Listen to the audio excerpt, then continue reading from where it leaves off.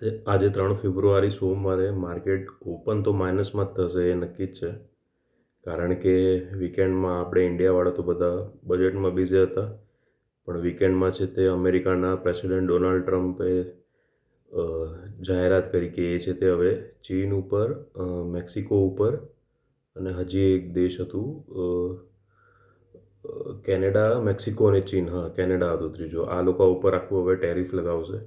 એટલે પહેલી એમની જે ટર્મ હતી ને જે અમેરિકા અને ચીનનું ટ્રેડ વોર ચાલતી હતી એ હવે પાછું ચાલુ થઈ જશે, એના ક્લિયર સંકેત થઈ ગયા છે. એટલે થયું શું કે અત્યારે એશિયન માર્કેટ બધા ડાઉન છે અને બહુ ખરાબ રીતે ડાઉન છે. હવે અત્યારે 7:45 વાગ્યા સુધીમાં સાઉથ કોરિયા છે તે 2.97% ડાઉન છે, તાઇવાન 3.56% ડાઉન છે, હોંગકોંગ 1.78% ડાઉન છે, સિંગાપુર 0.53% અને જપાન છે તે 2.39% માઇનસમાં છે. હવે આ બધા તો માઇનસમાં છે ને આપણું ગિફ્ટ નિફ્ટી પણ 0.84% માઇનસમાં છે. એટલે સેન્સેક્સ નિફ્ટીની શરૂઆત થશે એ માઇનસમાં થશે નક્કી છે. હવે બજેટ બી આમ તો ન્યુટ્રલ જ હતું શેરબજારની દ્રષ્ટિએ, એટલે બજેટની આજે કોઈ પોઝિટિવ અસર જોવા મળશે કે નહીં એ બી ડાઉટફુલ છે.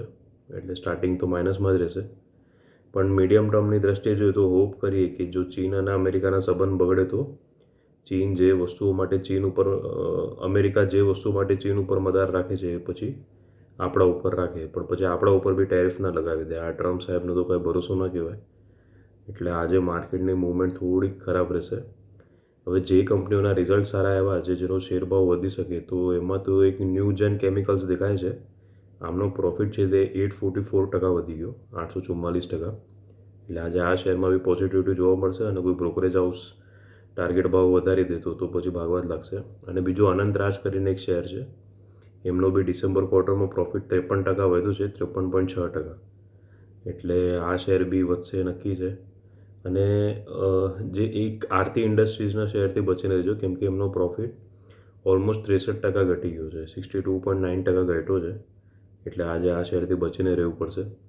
અને જો મુવમેન્ટથી કમાવવું હોય તો આજે મહત્ત્વના રિઝલ્ટ જોઈએ તો આજે કેપીઆર મિલનું રિઝલ્ટ છે, એનએલસી ઇન્ડિયાનું છે રિઝલ્ટ, પોલી મેડિક્યોરનું છે, તાતા કેમિકલ્સ, વેલ્સપન એન્ટરપ્રાઇસીસનું છે, કેસ્ટ્રોલ ઇન્ડિયાનું રિઝલ્ટ છે, ડોમ્સ ઇન્ડસ્ટ્રીઝનું છે, બાર્બેક્યુ નેશન હોસ્પિટાલિટીનું, power grid corporation of India, Alembic pharma, Divi's lab, Aditya Birla capital અને બોમ્બે ડાઇંગ.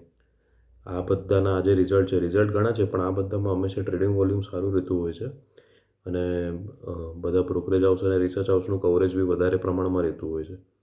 એટલે આજે આ બધા શેર ઉપર બી ધ્યાન રાખજો અને સાચવીને ટ્રેડ કરજો.